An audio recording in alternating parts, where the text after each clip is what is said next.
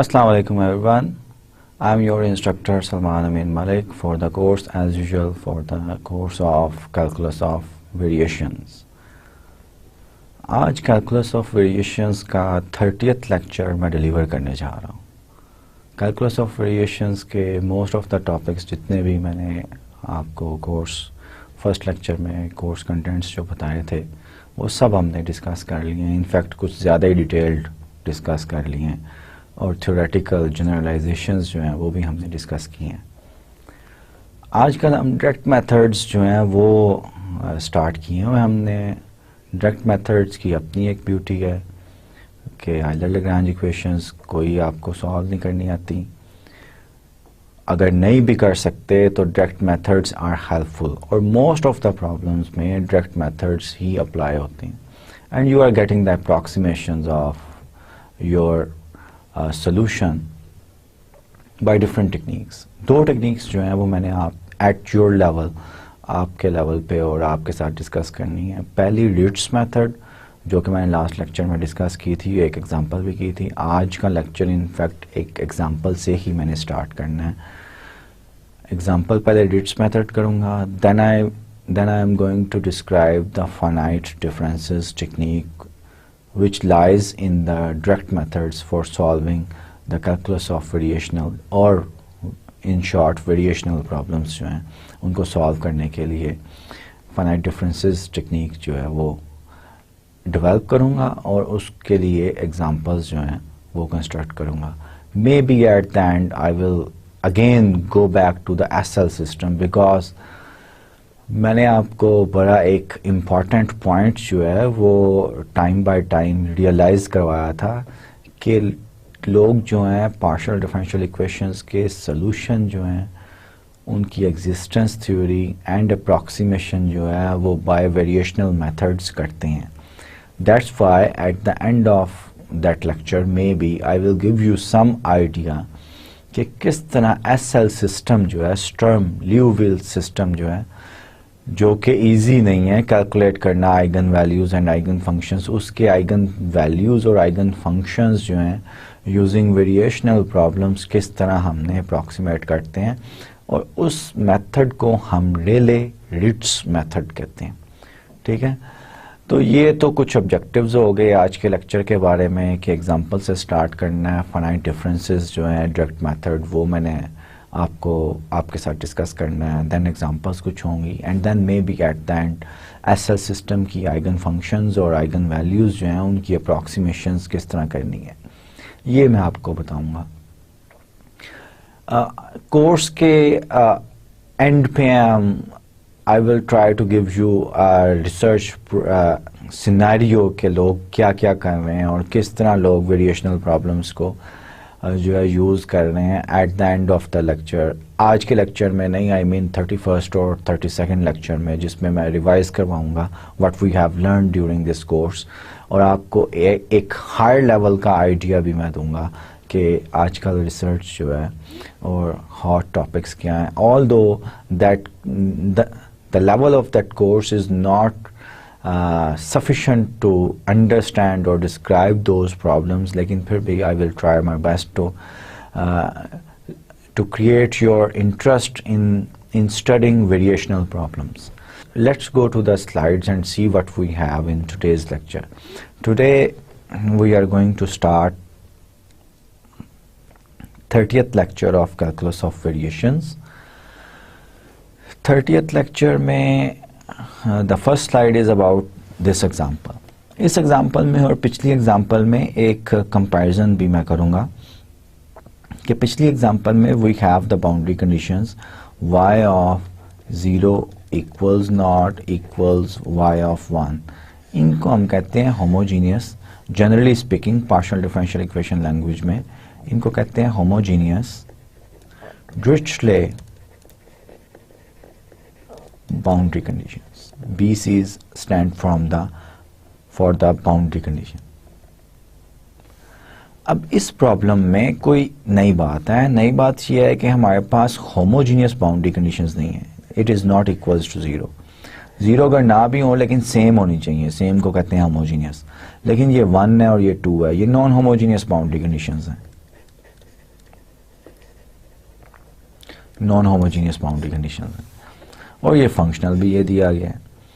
अब last lecture में I have told you कि जब रीट्स मेथड हम अप्लाई करेंगे, we are going to construct phi naught, these are the sequence phi 1, phi 2 up to so on and so forth, such that these phi's also interpolate the points which are given to the functional, which are given with the functional to be minimized. तो इस functional को minimise करने के लिए what is the problem, use the Ritz method to find an approximate solution of the problem of minimising. अब पहले functional की extreme value कहा जाता था, अब मिनिमाइजिंग द फंक्शनल जो है वो हमने निकालनी है।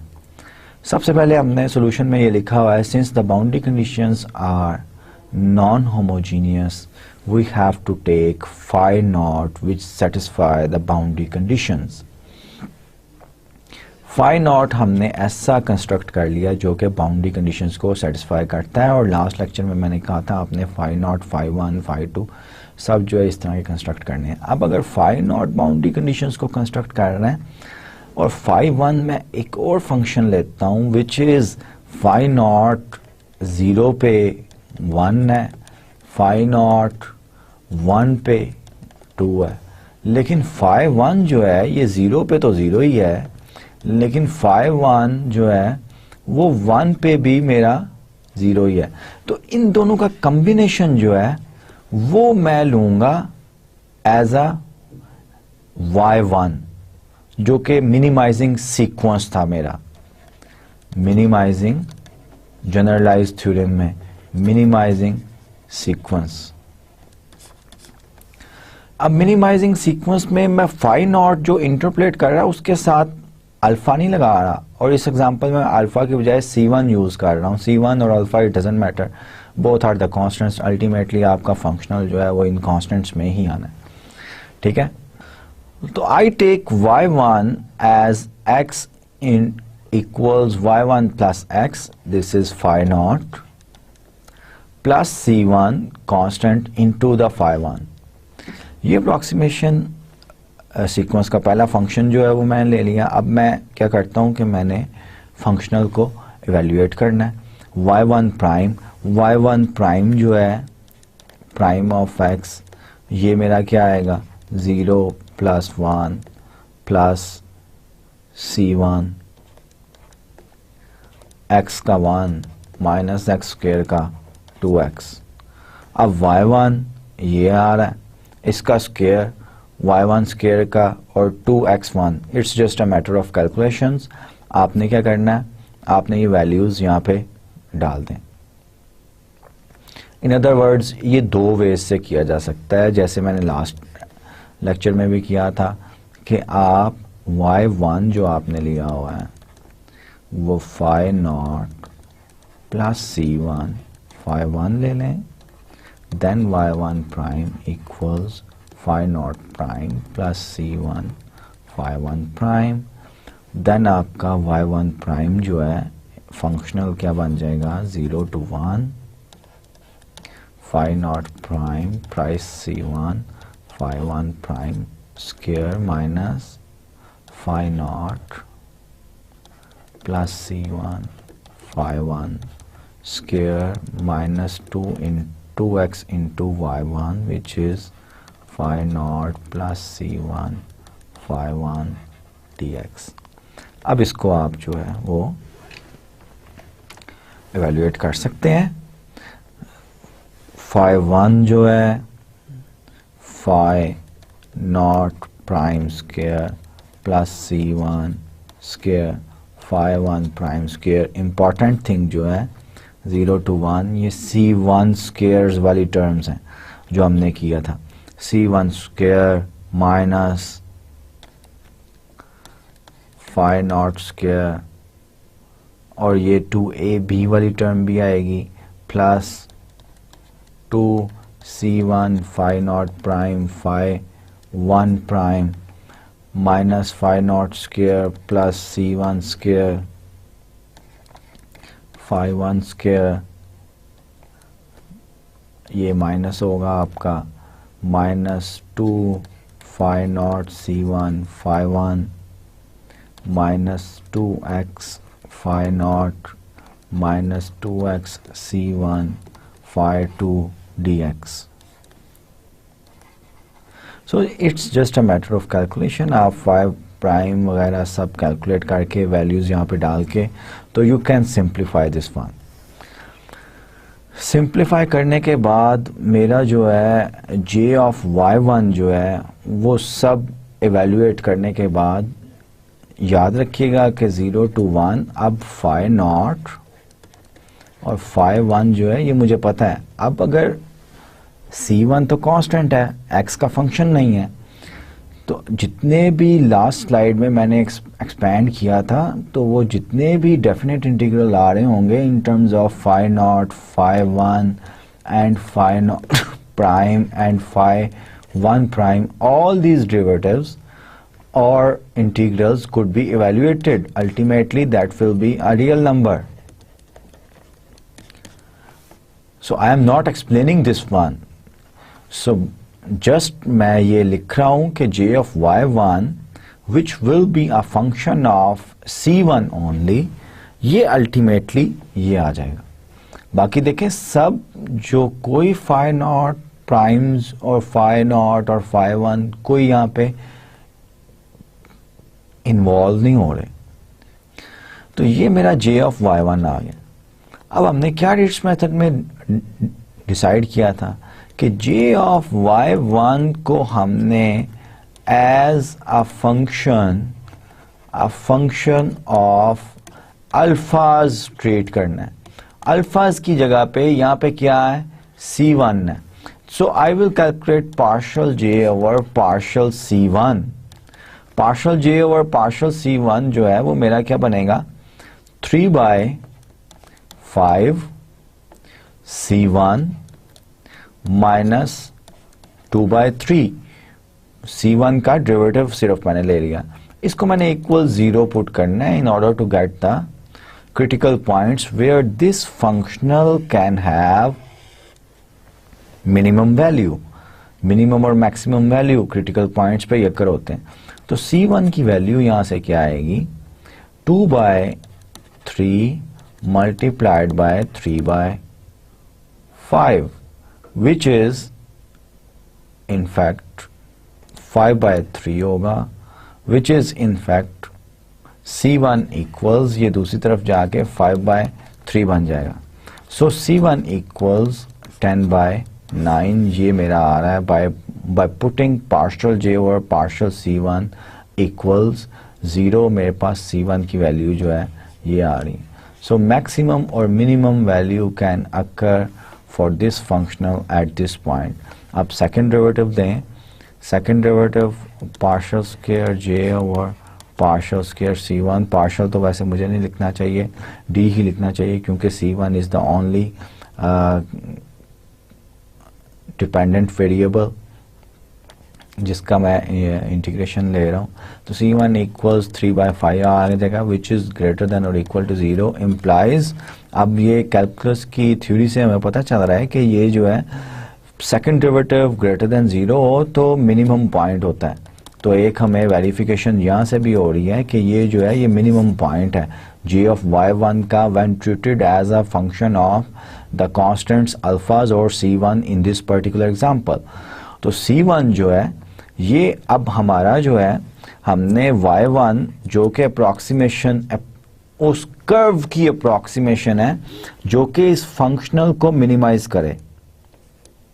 इस फंक्शनल को जो मिनिमाइज कर रहा है कर्व, लेट्स से वो y हैट है, तो y hat j of y hat is the minimum value. तो j ऑफ y हैट जो है उसकी अप्रॉक्सीमेशन ये y1 है और y1 क्या थी 1 + x phi plus c1. c1 क्या निकला है 10/9 x into 1 minus x. So this is the approximation of, in fact first approximation of this curve y hat. And y hat क्या कर्व है, ऐसा कर्व है जो कि इस फंक्शनल को विद दीज बाउंड्री कंडीशंस जो हैं वो मिनिमाइज कर रहा है.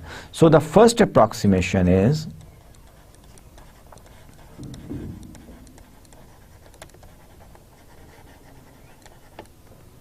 so the first approximation of y hat is approximation of y hat is y1 जो कि phi naught plus 10/9 phi 1 के इक्वल है. ठीक है, इनको हम प्लॉट भी करेंगे और इसको एग्जैक्ट सोल्यूशन जो है वो मैं आपको एग्जैक्ट सोल्यूशन निकालूंगा तो नहीं, लेकिन सिर्फ आपको दिखाऊंगा कि this is the exact solution.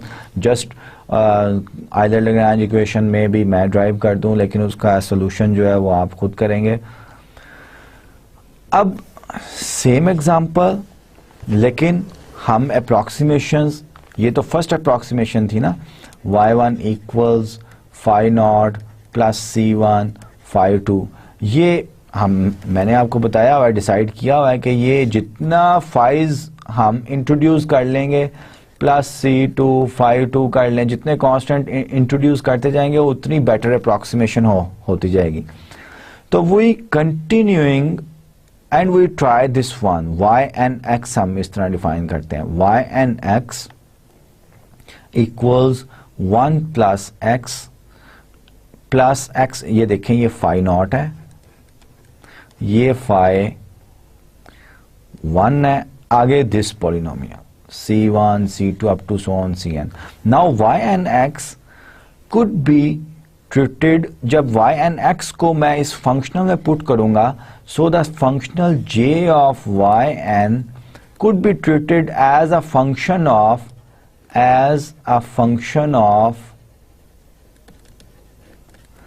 c1 c2 up to so on cn. इसका फंक्शन जो है वो एज अ फंक्शन ट्रीट किया जा सकता है, और उसकी जो है पार्शियल डेरिवेटिव अगर मैक्सिमम या मिनिमम वैल्यू मैंने निकालने हैं तो partial j over partial ci उनको मैं जीरो करूंगा, and I will get a point जो कि c1 c2 up to so on cn पे डिपेंड करा, वेयर द मैक्सिमम और minimum value of that functional could occur. वो c1 c2 वैल्यूज मैं यहाँ पे yn के एक्सप्रेशन में डाल दूंगा. So this yn will be the approximation of my y hat, which is in fact the minimizer of this functional. तो minimiser को एक्सप्लिसिटली निकालने की जरूरत नहीं है, इसीलिए यही तो ब्यूटी है आपके डायरेक्ट मेथड्स की. So where n equals 2 3 4. अब yn को आप चेक भी कर सकते हैं, जो मैंने आपको पहले कहा था कि yn 0 जो है वो 1 आना चाहिए, yn 1 जो है ये 2 आना चाहिए. yn 0 करें, ये सब 0 हो जाएगा, 1 आएगा. yn 1 करें, this one is 1, this one is 1, but this one 1, ये फैक्टर जो है ये 0 हो जाएगा, उसकी वजह से ये सारी टर्म जो है ये 0 हो जाएगा.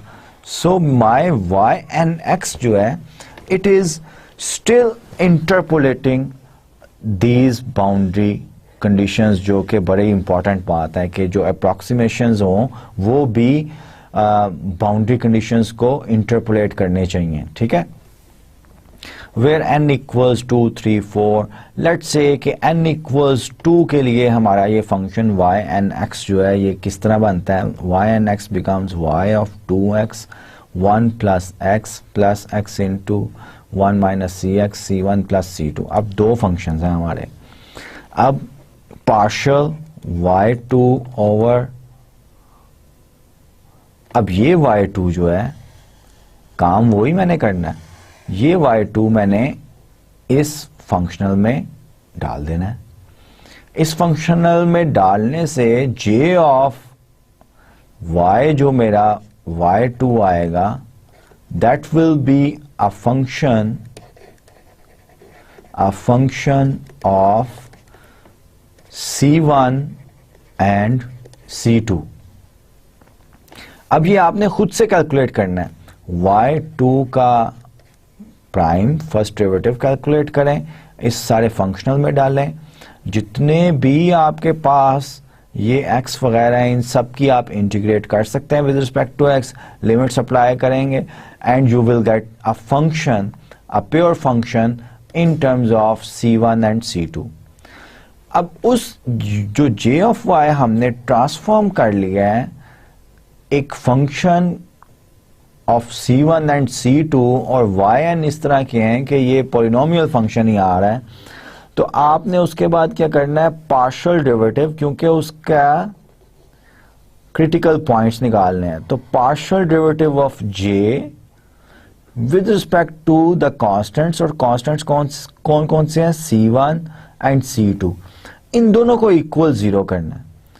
पार्शियल डेरिवेटिव कैलकुलेट करने हैं, दोनों को इक्वल्स 0 करना है।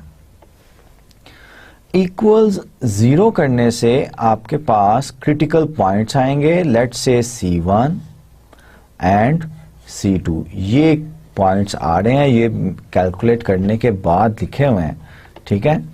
You have to do it yourself.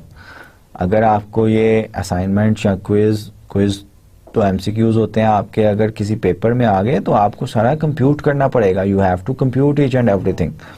For example y2 dash जो है वो क्या होगा, 1 plus u into v into डब्ल्यू फार्मूला मुझे लगाना पड़ेगा, तो उसका तो 1 minus x c1 plus c2x, अभी सिर्फ x का मैंने डेरिवेटिव लिया था, प्लस -1 आएगा सेकेंड टर्म का, x as it is -1 c1 plus c2x, plus अब इसका डेरिवेटिव, क्योंकि ये भी फंक्शन है, x into 1 minus x as it is, c1 का 0 प्लस c2। ये सारा टर्म जो है इसको कैलकुलेट करके इस फंक्शनल को इवेल्युएट करना आपने, वाई स्क्वायर या 2xy। एक तो ये वे है। दूसरा वे जो हमने एग्जांपल्स में फॉलो किया था कि आप इसको phi not plus phi 1 into phi, इसको भी एक फाई 3 कर लें, और so on and so forth. In fact both ways are the same. तो इसको वाई स्क्वायर, वाई जो हमने ये कंसिडर किया हुआ है, इसका स्क्वायर कैलकुलेट करें, and it's a lengthy process. That's why ये आपका जो है कुछ सॉफ्टवेयर भी कैलकुलेट कर सकते हैं, फॉर एग्जांपल मैथमेटिका वगैरह। लेकिन सिंपलेस्ट केस के लिए n इक्वल्स 2 के लिए तो आई विल सजेस्ट कि you should do it yourself by your own hand, ठीक है। तो इसको ज़रा लेंथी ज़रूर होगा, लेकिन आपको मेथडोलॉजी जो है वो उसकी अंडरस्टैंडिंग डेवलप होगी। तो जो मेरा फंक्शनल j आ रहा है उसके पार्शियल डेरिवेटिव करने के बाद मेरे पास c1 और c2 ये आते हैं। इसका मतलब है क्रिटिकल पॉइंट मेरा जो है वो 0.9404 एंड 0.3415, ये मेरा क्रिटिकल पॉइंट आ रहा है। एंड वी हैव y2 इनके साथ c1 और c2 की वैल्यूज डाल दें। सिंपली मेरा y2x जो है 1 plus x into 1 minus x into c1 0.9404 plus c2 0.3415 into x, ये मेरी अप्रोक्सीमेशन आ रही है। ये किस चीज़ की अप्रोक्सीमेशन आ रही है? ये जो इस फंक्शनल का मिनिमम कर्व, इस फंक्शनल को मिनिमाइज करने वाला जो कर्व है उसकी ये अप्रोक्सीमेशन आ रही है। अब ये कर्व एनालिटिकली, पिछले जितनी भी टेक्निक्स हमने पढ़ी हैं सब एनालिटिकली इसको निकालते थे, ठीक है। अब ये एनालिटिकली हमें नहीं पता, निकाला भी ना जा सकता हो चाहे, ठीक है, लेकिन हमने उसकी अप्रोक्सीमेशन जो है वो निकाल ली। This is the approximation of this function. Exact solution of this equation, इस इक्वेशन का, इस फंक्शनल का एग्जैक्ट सोल्यूशन जो है वो ये है। एग्जैक्ट सोल्यूशन जो है वो निकाला जा सकता है। अब एग्जैक्ट सोल्यूशन निकालना किस तरह, ये एक किस्म का रिवीजन भी आपकी होगी। एग्जैक्ट सोल्यूशन हम इसकी आयलर-लैग्रेंज इक्वेशन से निकालते हैं। अब ये देखें, ये फंक्शनल आई थिंक हमने कंसिडर किया हुआ है। ये फंक्शनल जो है, इस फंक्शनल की आयलर-लैग्रेंज इक्वेशंस जो हैं वो निकालने के लिए क्या मुझे करना पड़ेगा, ये मेरा f है, पार्शियल f और पार्शियल y, जो कि 2y minus 2y minus 2x है, minus D over D x partial F और पार्शल y प्राइम जो कि 2y प्राइम इक्वल्स 0 आएगा। इस आइलर लैग्रेंज इक्वेशन का सोल्यूशन जो है वो ये लिखा हुआ है यहाँ पे, ठीक है। तो ये आपने आइलर लैग्रेंज इक्वेशंस को सॉल्व करने की भी कोशिश करनी है। और ये आइलर लैग्रेंज इक्वेशन इनफैक्ट नजर आ रहा है, ये क्या बन रही है, y double prime plus y equals minus x, ये बन रही है। ये non homogeneous ordinary differential equation है। इसका होमोजीनियस सोल्यूशन लिखें, फिर नॉन होमोजीनियस पर्टिकुलर इंटीग्रल लिखें, use the boundary conditions, boundary conditions use करें, get the values of the constants, constants की वैल्यू गेट करें, you will have this one. आपको यहाँ पे नजर आ रहा है कि ये पर्टिकुलर सोल्यूशन है। देखिए स्ट्रक्चर से हमें पता भी चल रहा है कि this is the particular solution. आपकी इक्वेशन के माइनस एक्स था, तो माइनस एक्स जो है y equals y p equals minus x जो है वो ही पर्टिकुलर सोल्यूशन है। सेकंड डेरिवेटिव 0 हो जाता है तो minus x equals minus x, so we are having the particular solution. अब ये क्यों इस तरह की एग्जाम्पल कंसिडर की गई है लेक्चर में कि आप जो है जिसका एग्जैक्ट सोल्यूशन हो। Actually, the beauty, let me tell you, the beauty of the direct methods is that where you are unable to solve, motivation यही मैंने दी थी ना, where you are unable to solve the Euler-Lagrange equations, यहाँ फिर Hamilton Jacobi equation जो कि equivalent है, यहाँ फिर कैनोनिकल Euler-Lagrange इक्वेशंस को आप सॉल्व करके एक्सप्लिसिट एक्सप्रेशन ना निकाल सकें। ब्यूटी तो ये थी डायरेक्ट मेथड्स की कि भाई इक्वेशन, ऑर्डिनरी डिफरेंशियल इक्वेशन और पार्शियल डिफरेंशियल इक्वेशन सॉल्व नहीं कर सकते, but still we are having the solution, approximate solution जो है वो स्टिल हमारे आ रहे हैं। एग्जांपल जितनी भी मैं कंस्ट्रक्ट कर रहा हूं उन सब में एग्जैक्ट सोल्यूशन कैलकुलेट कर रहा हूं या एग्जैक्ट सोल्यूशन मैं आपको दे रहा हूं। ये क्या बात हुई, ये इनफैक्ट न्यूमेरिकल मेथड्स को, अप्रॉक्सीमेशंस को वैलिड करने के लिए कि जो आप सोल्यूशन अप्रॉक्सीमेट कर रहे हैं उनको वैलिडेट करने के लिए कुछ नॉन एग्जाम्पल्स पे एक्सपेरिमेंट्स किए जाते हैं।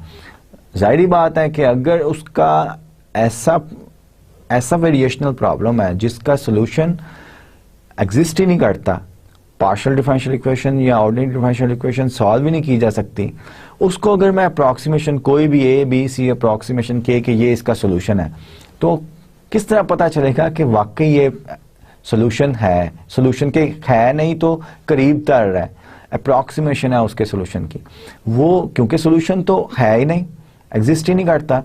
तो उसके लिए फिर हम जब भी न्यूमेरिकल मेथड या अप्रॉक्सीमेशन टेक्निक या एल्गोरिथम डेवलप करते हैं, पहले हम उसको टेस्ट करते हैं नॉन एग्जांपल्स पे।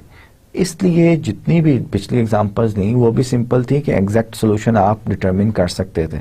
अप्रॉक्सीमेट जो किया उन दोनों का डिफरेंस आप लें, you will have the error, you can see कि कितना अच्छा अप्रॉक्सीमेशन है हमारी। फिर आप अननोन प्रॉब्लम पे विद सर्टेन कॉन्फिडेंस जो है वो अप्लाई कर सकते हैं। ऑल दो न्यूमेरिकल टेक्निक्स जो हैं, न्यूमेरिकल मेथड्स जो हैं पार्शियल डिफरेंशियल इक्वेशंस के या वेरिएशनल प्रॉब्लम्स के, ये एक सेपरेट सब्जेक्ट है और उसके लिए लोगों ने मैथमेटिकली रिगोरस क्राइटेरियाज जो है कन्वर्जेंस का, स्टेबिलिटी का एस्टेब्लिश किया हुआ है। तो ये तो बड़ा इंपॉर्टेंट रिमार्क था जो कि मैं आपको बताना चाह रहा था कि जब भी आप सपोज एक ही प्रॉब्लम है, एक ही प्रॉब्लम को सॉल्व करने के लिए देयर आर 2, 3, 4 डिफरेंट एल्गोरिथम्स हैं, तो विच वन इज बेटर? तो people have defined certain parameters जिनके वे पे वो सेलेक्ट करते हैं सर्टेन एल्गोरिथम को जो कि सबसे ज्यादा एफिशिएंट हो, जो कि आपके सोल्यूशन को भी अप्रॉक्सीमेट करे, जो कि ज्यादा टाइम भी ना ले, कंप्यूटेशनल कॉस्ट उसमें कम हो। सो दैट्स व्हाई जब भी आप अप्रॉक्सीमेशंस का कोई एल्गोरिथम या टेक्निक डेवलप करते हैं, आप सबसे पहले उनको टेस्ट करते हैं नॉन एग्जांपल्स पे, ऐसी एग्जांपल्स पे जिन पे आपका जो है सोल्यूशन जो है आपके पास होता है। Then we move that algorithm for getting the solutions of the problems which cannot be solved, ठीक है, जिनका सोल्यूशन एग्जिस्ट नहीं करता, क्योंकि आपके पास थोड़ा बहुत ग्राउंड होती है, सॉलिड ग्राउंड और या फिर कॉन्फिडेंस होता है टू यूज के भाई यार ये नॉन एग्जांपल्स को अप्रॉक्सीमेट कर रहा है, अच्छा तो जिस एग्जांपल का सोल्यूशन नहीं एग्जिस्ट करता उसको भी करेगा, लेकिन this doesn't work all the time. That's why we mathematicians have developed the rigorous theory of numerical approximations of partial differential equations or variational problems or some other problems. और ये हमने mathematicians ने develop किया हुआ है कि क्या क्या पैरामीटर्स, क्या क्या रिजल्ट्स जो हैं, under these results certain algorithm जो है वो बेटर अप्रॉक्सीमेशन जो है वो देता है, even the problem is on solution उसका एग्जिस्ट ना करे. तो ये तो कुछ रिमार्क हो गए. अब इसीलिए ये जो है एग्जाम्पल इस तरह की ली गई है जो कि जिसका एग्जैक्ट सोल्यूशन एग्जिस्ट करता है. अब नेक्स्ट स्लाइड में यही किया होना है कि n इक्वल्स 1 के लिए, जो कि पिछली स्लाइड में हमने किया था, अप्रॉक्सीमेट सोल्यूशन y1 निकाला था और y2 निकाला था, उनको एग्जैक्ट सोल्यूशन को प्लॉट किया, y1 को प्लॉट किया और y2 को प्लॉट किया. Let's see this one. अब ये नॉन एग्जाम्पल्स पे, दिस इज द रीजन कि ये नॉन एग्जाम्पल पे मैंने ये जो है अप्लाई किया. अब ये पिछली एग्जाम्पल का ये सोल्यूशन है. सोल्यूशन जो है, सोल्यूशन कर्व ये डार्क लाइन है, ये जो मैं ट्रेस कर रहा हूं अभी, this is the solution curve, dark line, the solid line. Solid line जो है वो एग्जैक्ट सॉल्यूशन है.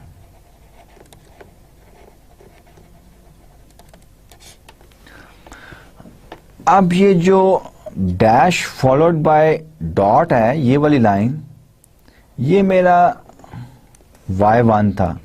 इसी एग्जांपल के सॉल्यूशन को मैंने अप्रॉक्सीमेट किया था y हैट.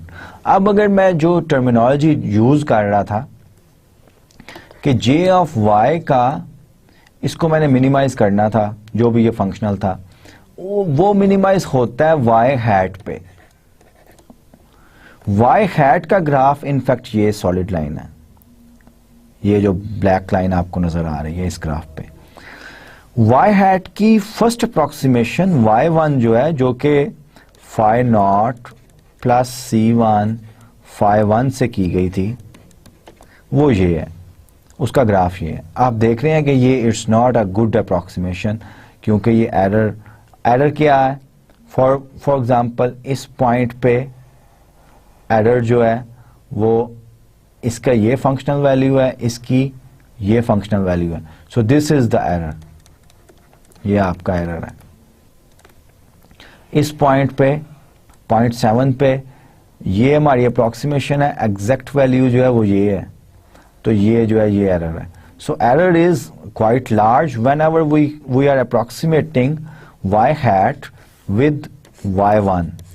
अब देखें, एक ही y2 से अगर हमने किया phi not plus phi 1 into c1 plus c2x, इससे अप्रॉक्सीमेट अगर हमने किया y2 से किया, तो ये देखें आपका जो है ये जो डॉटेड लाइन है जो कि बहुत क्लोज है, ये देख रहे हैं आप, ये लाइन जो है, ये वाली लाइन, ये डॉटेड लाइन, ये y2 अप्रॉक्सीमेशन है, जो सेकंड अप्रॉक्सीमेशन हमने c1 और c2 दो वेरिएबल्स इंट्रोड्यूस करके किए हैं, जो भी पिछली स्लाइड्स पे partial j over partial c1 equal 0 और partial j over partial c2 equal 0 करके c1 और c2 की वैल्यूज़ हमने डिटरमिन की, और वो c1 और c2 की वैल्यूज़ जो हैं इस y2 में डाली हैं और y2 को प्लॉट किया. तो ये देखें, बल्कि at some point in points पे, यानी कि 0.5 पे, ऑलमोस्ट 0.5 पे और इसकी नेबरहुड पे, इसकी स्मॉल नेबरहुड पे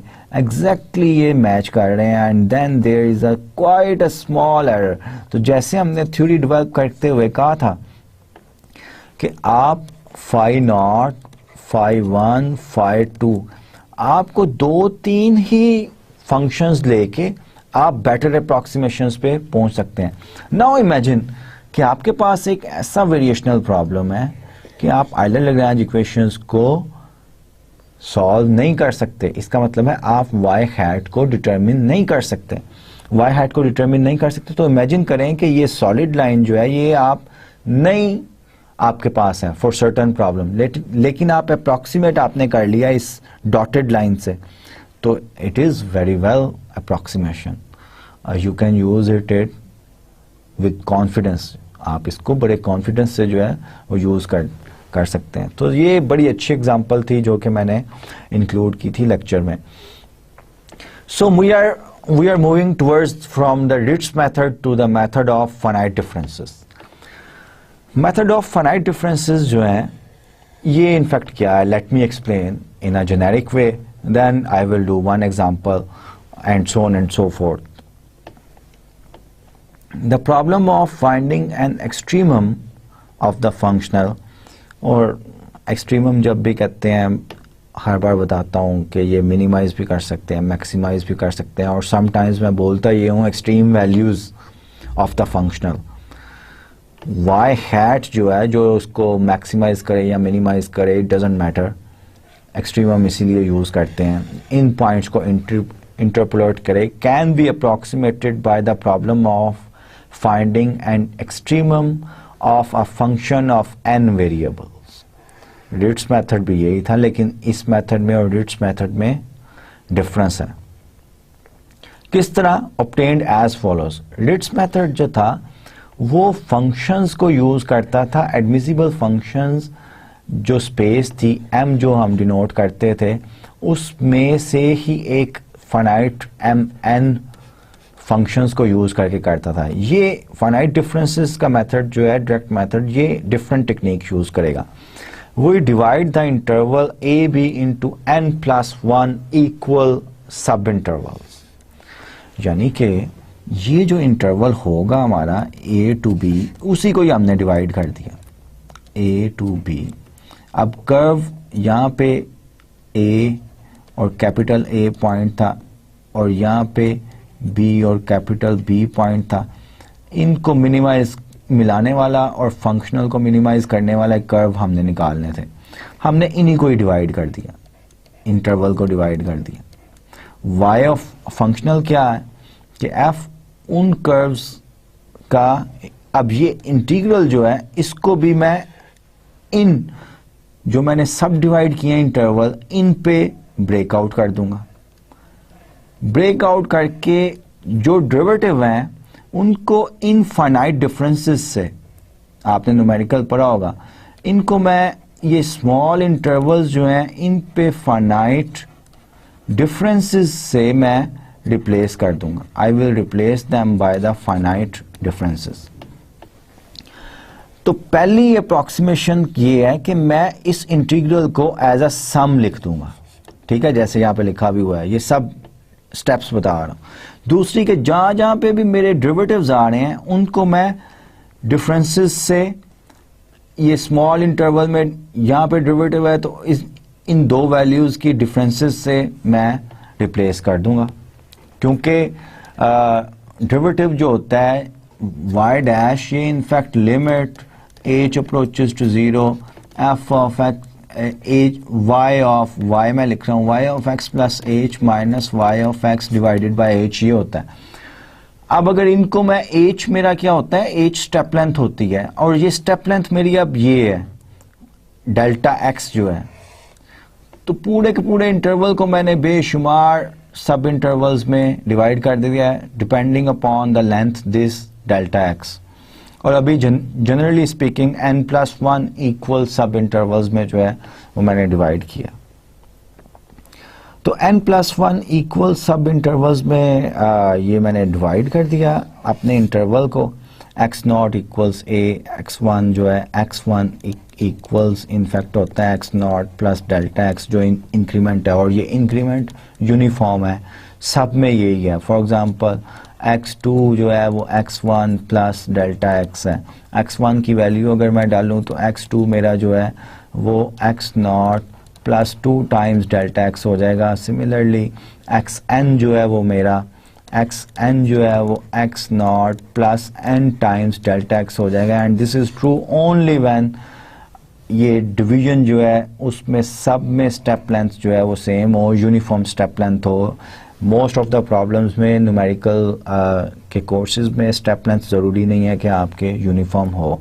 तो xn+1 जो है वो इंटरप्रेट कर रहा है मेरे b को, इनिशियल पॉइंट मेरा x0 equals a, xn+1 equals b, and we replace the function y of x by the polygonal lines with vertices.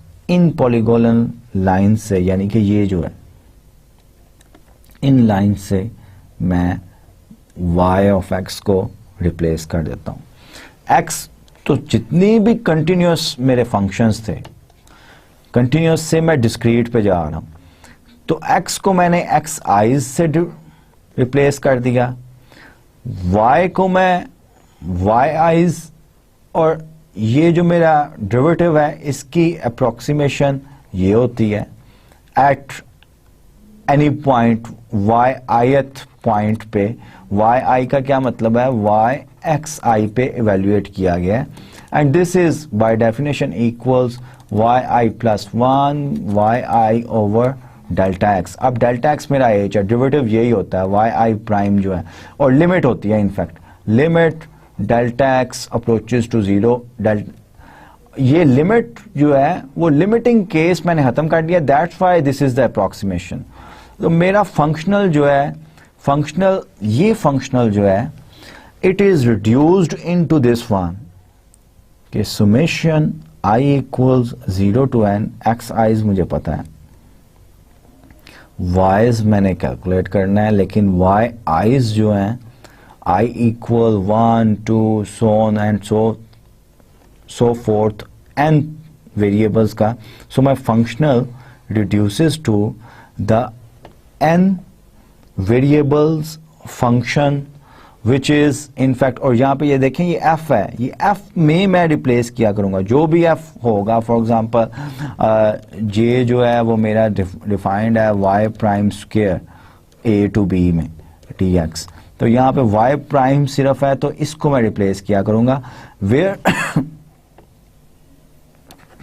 y1 जो है ये मेरा y ऑफ x0 है, so on and so forth। yn जो है y of xn+1 है, ठीक है। तो ये फंक्शनल मेरा रिड्यूस हो जाएगा n वेरिएबल्स के फंक्शन में। अब फंक्शनल नहीं होगा, that will be a function, और उसको मैं ट्रीट कर लूंगा जैसे मैं कैलकुलस में मैंने सीखा हुआ है कि एक वेरिएबल वाले, दो वेरिएबल वाले, सेवरल वेरिएबल वाले फंक्शंस जो है उनको किस तरह ट्रीट करना है। So that's why we call this technique as the finite differences technique, or direct method correspond to the finite differences, because we are in fact replacing the derivatives with the finite differences. Let's do an example. Find a polygonal line which approximates the extremizing curves for this functional along with this point. तो मैं n equals 1 ले लेता हूं, और delta x जो है, देखिए आपका इंटरवल जो है वो 0 to 2 है, इंटरवल मेरा 0 to 2 है, तो n इक्वल्स 1 और डेल्टा x इक्वल्स 1 लेने से मेरे पास x0 equals 0, x1 equals 1, discretization इस 0 और 1 की क्या आएगी, 0 और 2 मेरा टोटल इंटरवल था, डेल्टा x मैं 1 ले लेता हूं, तो ऑब्वियसली ये 1, डेल्टा x 0 से मैं 1 तक पहुंच गया, 1 से 2 तक पहुंच गया, तो x2 इक्वल्स 2। अब मैंने क्या करना है, मैंने y0 मेरा ये कैलकुलेट करने हैं, y0 मेरा जो कि y ऑफ 0 था, ये बाउंड्री कंडीशन से 0 है, y1 मेरा जो कि मेरा x ऑफ 1 है, इसको मैंने y1 कहा हुआ है, ये आई डोंट नो, y2 मेरा जो कि मेरा x2 इक्वल्स 2 है, ये भी बाउंड्री है, ये 4 दिया हुआ है, और ये नॉन होमोजीनियस बाउंड्री कंडीशन है, ये एक तो 0 है, दूसरी 4 है।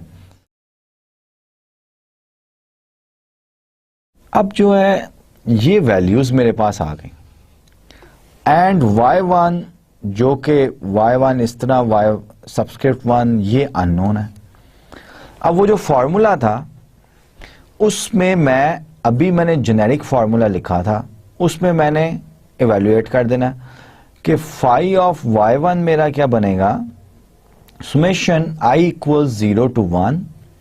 अब ये फंक्शनल को कैलकुलेट करना है मैंने एक्स आईज y और y plus 1 minus y i over delta x पे। यही था ना सुमेशन में, summation i equals 1 to n last slide पे। तो मैंने देखा कि मेरा फंक्शन f क्या है, यहाँ पे f मेरा है y prime square plus 6x square y। i equals 0 to 1 होगा, 0 to 1, देन 6xi स्क्वायर, ये वाली टर्म जो है i जहां पे, और y की जगह i में डालता जा रहा हूं, yi प्लस डेरिवेटिव की जगह मैंने क्या डालना है, yi plus 1 minus yi divided by delta x। अब स्क्वायर फंक्शन में स्क्वायर डिफाइंड है तो यहाँ पे मेरा स्क्वायर आ गया इनटू डेल्टा x। ये मेरा अप्रोक्सीमेशन थी पिछली स्लाइड में जो है। अब इसको मैं ओपन कर दूंगा, i इक्वल 0 डाल दूंगा, 6 0 नॉट स्क्वायर, 0 नॉट क्या है, x नॉट जो है, x नॉट मेरा 0 है तो ये तो टर्म 0 हो गई, प्लस 6 x1 स्क्वायर, x1 मेरा क्या है, i 0 1 डालता जा रहा हूं हर टर्म में, y1 I don't know, x1 मेरा 1 है, 6y1 एज इट इज मैं लिख देता हूं, ये मेरा आ गया, प्लस इसमें i इक्वल्स नॉट डालूंगा तो y1 माइनस y नॉट हो जाएगा, y नॉट जो है 0 है, y1 square divided by delta x मेरा क्या है, 1 है, 1 y1 स्क्वायर आ जाएगा। ये टर्म जो है y1 स्क्वायर दे रही है जो कि मैंने यहाँ पे लिखी हुई है, प्लस आगे क्या आएगा, ये i इक्वल 0 मैंने जब डाला है, i इक्वल 2 डालूंगा, 1 डालूंगा तो ये y2 माइनस y1 बन जाएगा।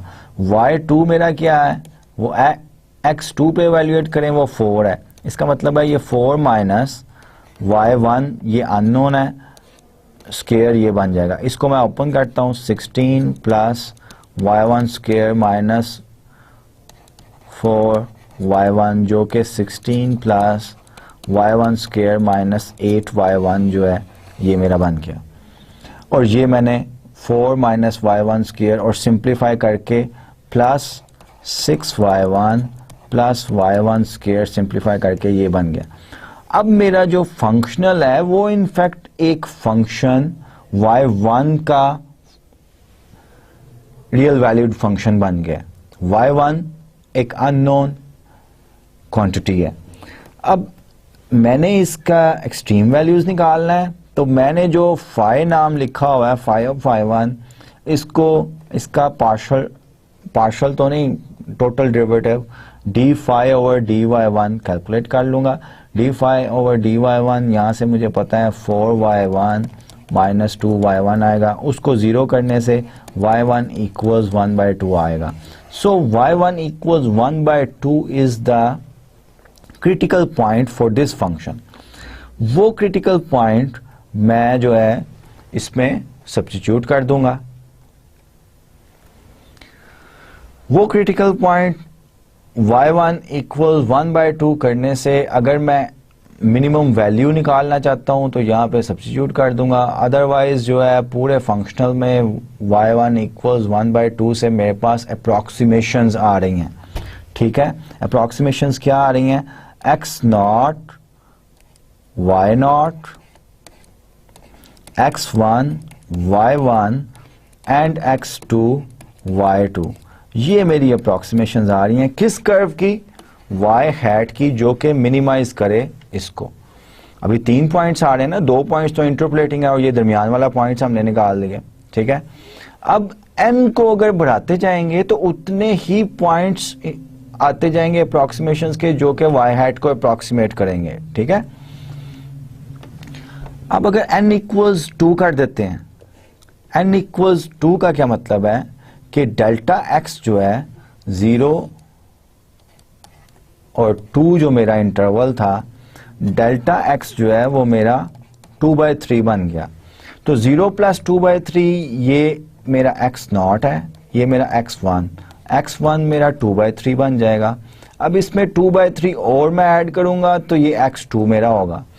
तो when n equals two delta x मेरा 2/3 होगा, x0 मेरा 0 है, x1 मेरा 2/3 है, x2 2/3 + 2/3 4/3 हो जाएगा, x3 4/3 में प्लस 2/3 करना है, ये 2 बन जाएगा। तो एंड पॉइंट पे मैं पहुंच गया। इसका मतलब है मुझे y0 0 है एंड y3 इक्वल्स 4 होगा, y1 2/3 पे और 4/3 पे आई डोंट नो, मुझे नहीं पता। ठीक है, मुझे अगर नहीं पता तो मैंने इनकी वैल्यूज डिटरमिन करनी है। तो फाई जो मेरा होगा, जो कि सुमेशन, और ये सारा फाई जो है वंस अगेन मैंने फंक्शनल से ही कैलकुलेट किया जैसे पिछली स्लाइड पे किया था। Let me go to the previous slide. y prime square plus 6x square y square, y prime square plus 6x square y। अब सुमेशन मेरा क्या है, i equals 0 to 2, n equals 2 है। तो y प्राइम की अप्रोक्सीमेशन, ये क्या in fact approximation आएगी, 6i square yi plus yi plus 1 minus yi divided by delta x square. i equals 0 रखूंगा तो 6 i0 y0, x0 y0 की वैल्यू मुझे पता है, ये मैं डाल दूंगा। i इक्वल्स 1 रखूंगा, 6x1 square y1, i equals 2 रखूंगा, 6x2 स्क्वायर y2। ये वैल्यूज, अब y1 की वैल्यू मुझे नहीं पता, x1 की वैल्यू क्या है 2/3, ये यहाँ पे लगा दूंगा। ये x0 मेरा 0 है, ये खत्म हो जाएगा, ये खत्म। अभी सिर्फ एक टर्म को मैंने किया है, अब इसी तरह इसको भी करना है। ये it's not an easy task, you have to do it. ठीक है, और ये आपको करने में टाइम लगेगा। सो अल्टीमेटली इसको भी, फॉर एग्जाम्पल, इसको मैं 1-2 टर्म्स के लिए आपको जरा बता देता हूं कि किस तरह आपने करना है, but you have to complete it yourself. ये जो है, ये मैंने अल्टीमेट आंसर लिखा हुआ है y1 और y2 में। फॉर एग्जाम्पल i इक्वल 0 मैं इस टर्म में डालता हूं तो y1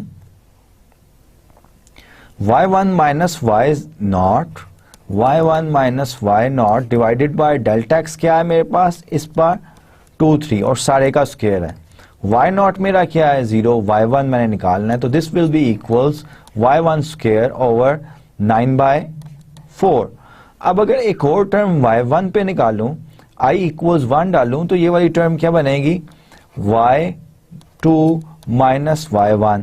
y2 भी मुझे नहीं पता, जो कि y4/3 है, y1 भी मुझे नहीं पता, तो इसका स्क्वायर जो है वो मैं एज इट इज ओपन कर लूंगा, और ये जो है डेल्टा एक्स 9/4 ही रहेगा।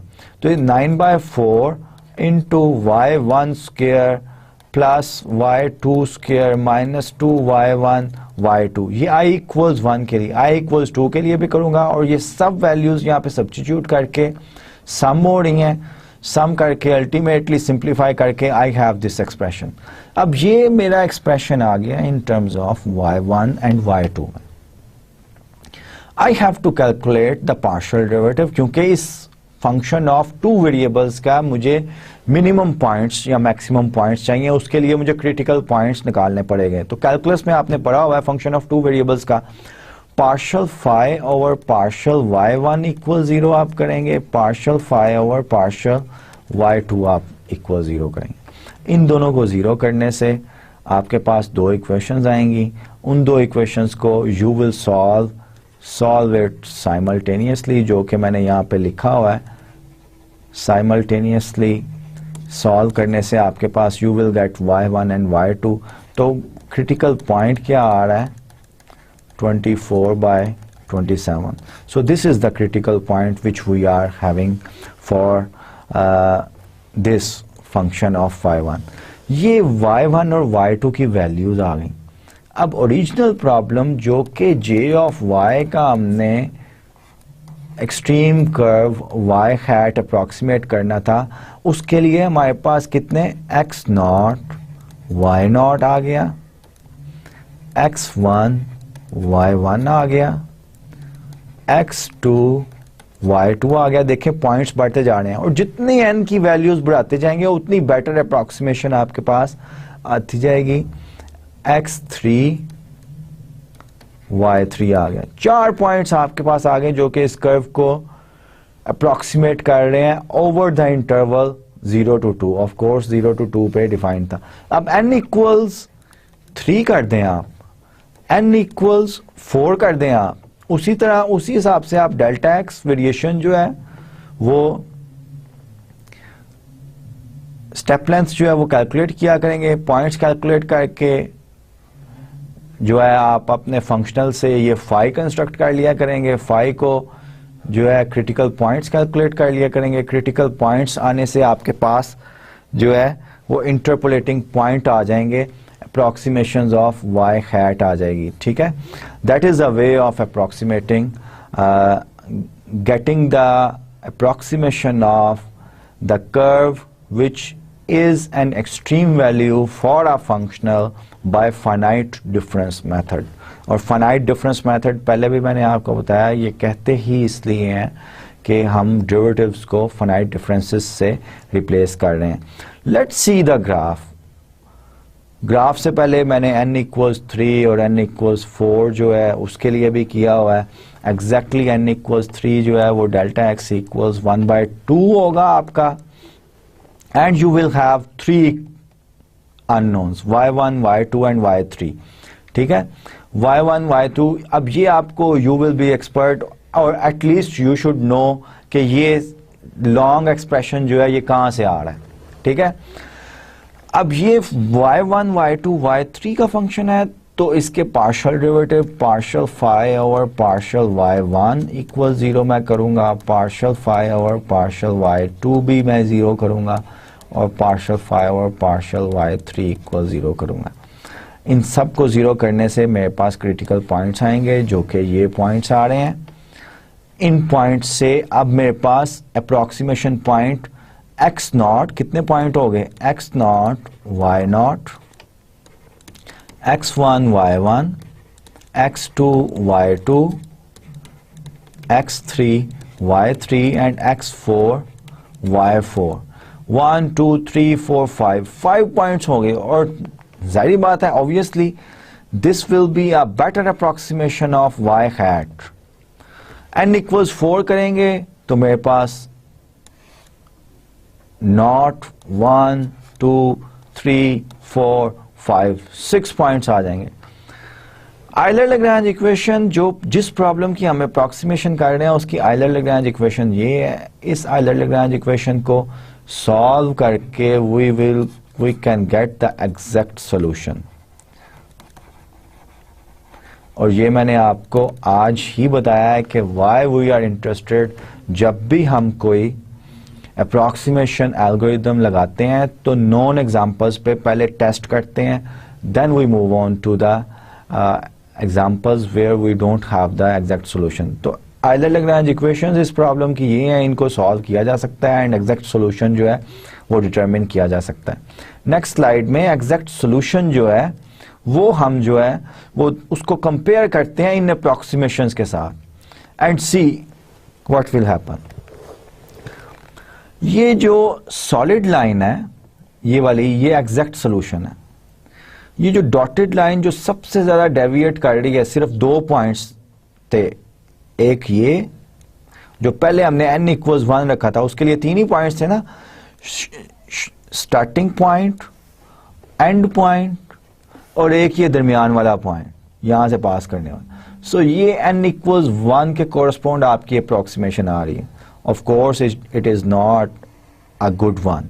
n इक्वल्स 2 के कोरस्पॉन्ड ये देखें और हमने इंटरपोलेटिंग पॉइंट एक और ये इंटरपोलेट कर रहा है, एक ये और एक ये एंड सो ऑन। ये हमारा n इक्वल्स 3 के कोरस्पॉन्ड ये लाइन जो है सॉलिड डॉट लाइन जो है n इक्वल्स 2 है, खाली डैश सॉलिड डैश लाइन जो है this line this is n equals 3, और at the end dotted line जो which is the close enough, ये वाली, वो n इक्वल्स 4 है।